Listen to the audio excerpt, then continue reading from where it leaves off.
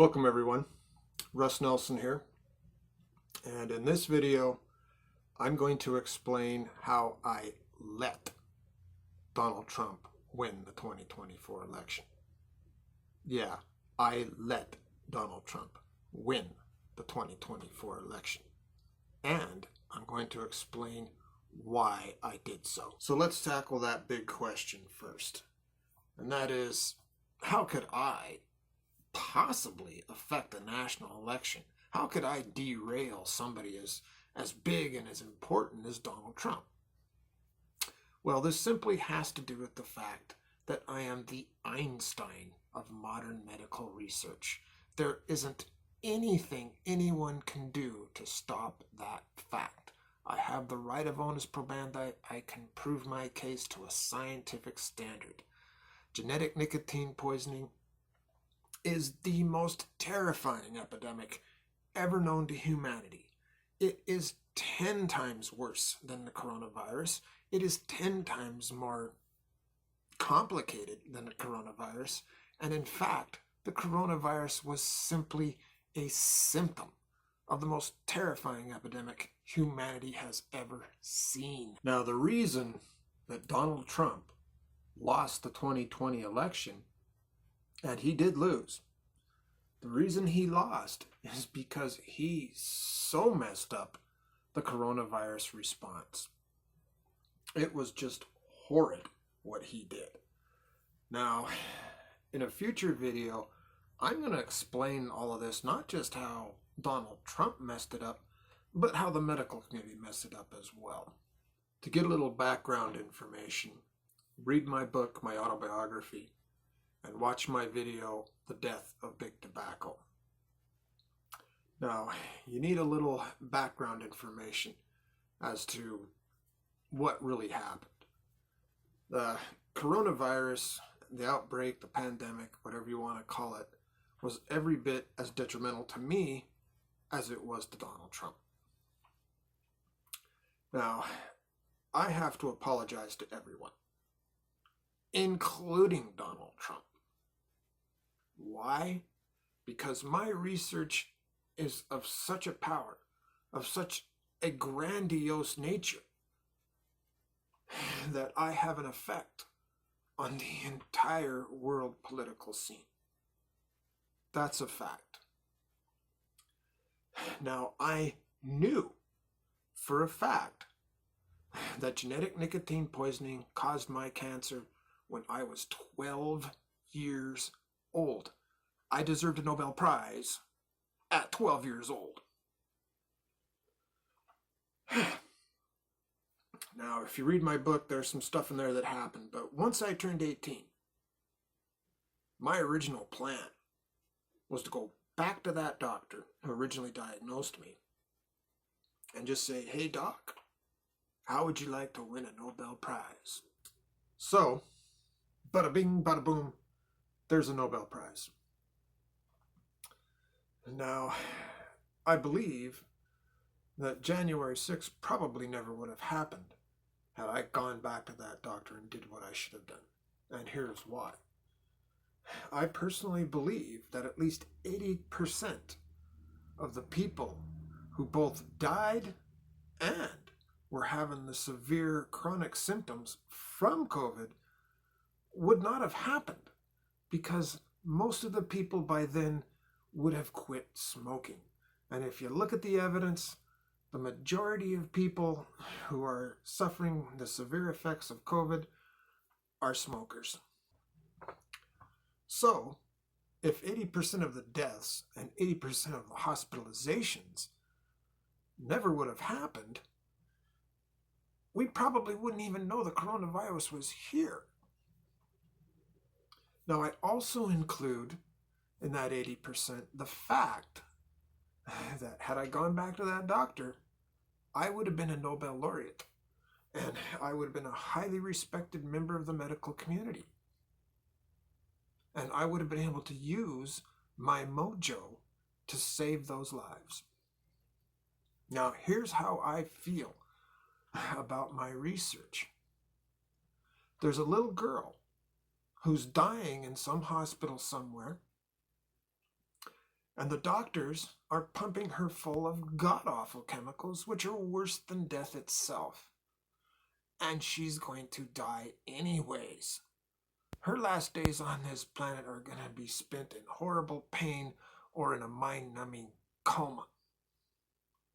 Her blood is on my hands because had I gone back to that doctor, her father never would have picked up that cigarette. He never would have started smoking, and she never would have gotten cancer from genetic nicotine poisoning. That is my personal belief. That is the crown of thorns. That is the cross I bear.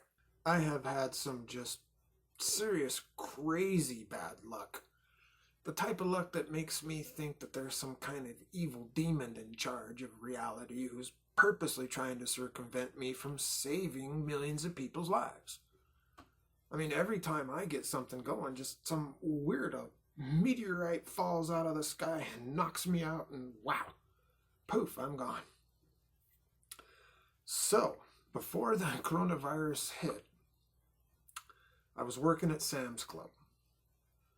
I figured, one more chance. I mean, what are the odds of something bad happening again? Now, I had saved up several $1,000s. And working at Sam's Club at $11 an hour, that takes quite a bit of doing to do. So I'd saved up enough money to do a direct mail campaign. Instead of internet advertising, I would go direct mail. That way, I wouldn't have to get into a legal fight with the lawyers in the media companies. So, I was just about to start my mailing there and start my advertising, drop the hammer down, and bam, the coronavirus hit and just wiped me out. I hurt my back. I couldn't work anymore, lost my savings. So once the coronavirus was pretty much over, I was able to work a little, and I gathered up some money, and I put my money into Microsoft Bank. And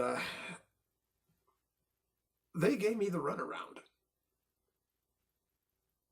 They blacklisted me. They blacklisted the most important find in cancer research history. Why? They didn't give me due legal recourse. They didn't say, hey, Russ, well, in section 5, paragraph 3, sentence 8, you're in violation of FCC regulations. No, they didn't. They just said, oh, well, that's it. We consider this case closed. Excuse me. Now, my original intent here was I had started my advertising way before the 2024 election. Now, my intent was to give everybody, the Democrats, the Republicans, Harris, Biden, Trump, everybody, the time to look over my material and say, okay, well, this is how we're going to handle it. And then let the people decide. Microsoft apparently had other ideas. They blacklisted me and prevented me from getting this material to all the voters.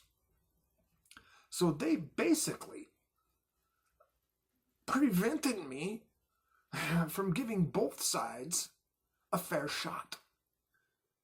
I now believe that Microsoft lawyers, not necessarily Bill Gates, but Microsoft's lawyers were purposely sandbagging me in order to give Trump an unfair advantage. Microsoft is allowing people to advertise on their Bing word search thing there. They're allowing these people to say that nicotine is good for you. Hey, heroin's good for you too. They're allowing people to say that nicotine cures cancer. Nothing could be further from the truth. And they're allowing these people to advertise while they are blacklisting me. That is completely and totally disgusting. So, if I were to play dirty pool like the lawyers at Microsoft and Elon Musk and the rest of them, had I played by their rules, I could have contacted Kamala Harris. I could have given her pre-warning before the Republicans even had a chance to see my material. And with that kind of advance warning, Donald Trump would have stood a snowflake's chance in hell of winning the 2024 election. So I said it was getting too close to the election, so I said, okay, I'll wait till after the election. And boy, that was a big mistake. This is how I look at myself. I'm not just a human being. I am a freaking force of nature. 75% of Vladimir Putin's top military generals and commanders and whatever have genetic nicotine poisoning. As a force of nature, I basically consider myself to be a nation unto myself. I have no business getting involved in elections in the United States. Now, I would not have stumped for Kamala Harris. I would not have supported either party. But I would have told you exactly what I'm telling you right now. At exactly 4:30 p.m., January 6th, 2021, Donald Trump was proclaimed persona non grata from the nation of Russia. That means persons not welcome. I will not work with him or with any of his so-called representatives. I thought America had grown up enough that they would look past racism, they'd look past sexism, and see Trump for what he really is. On January 6th, I watched Donald Trump basically sit on his fat ass while a U.S. police officer was getting his ass beaten, nearly killed, zapped with a taser. And he sat there and enjoyed it. He had his finger on the stop button. He had the clicker in his hand. He could have stopped that at any time he wanted to. That is a sick, twisted little man. Just to be absolutely perfectly clear here, before January 6th, I was more than willing to work with Donald Trump. I may not like him, I may not agree with his politics, but that's irrelevant. Now, that might not mean a heck of a lot, because had Kamala Harris won, she may have offered me some kind of job in the government as some kind of overseer or something like that, and I'd have respectively told her no. I'm independent. I work completely and totally in and of myself. I will research what I want to research, when I want to research, and how I want to research it. Now, I wouldn't be jumping around on a stage with a chainsaw saying, woohoo, woohoo, we're going to destroy the tobacco industry. That's completely and totally disrespectful. There are a lot of good people who are going to lose their jobs because of my research, and I do understand that, and I do feel for them. Now, I can give you 1,000 reasons as to why Donald Trump should not be president of the United States. But probably the biggest is this. Donald Trump is a sociopathic liar. He is morally and ethically bankrupt. He has been convicted of multiple counts of fraud in his business dealings. And do you want someone like that to root out fraud in your government? Now, I'm a fisherman. I believe in catch as catch can. If you think it's appropriate to cast a size 5 spinnerbait at a school of 10 to 12 inch perch, well, you just go right ahead.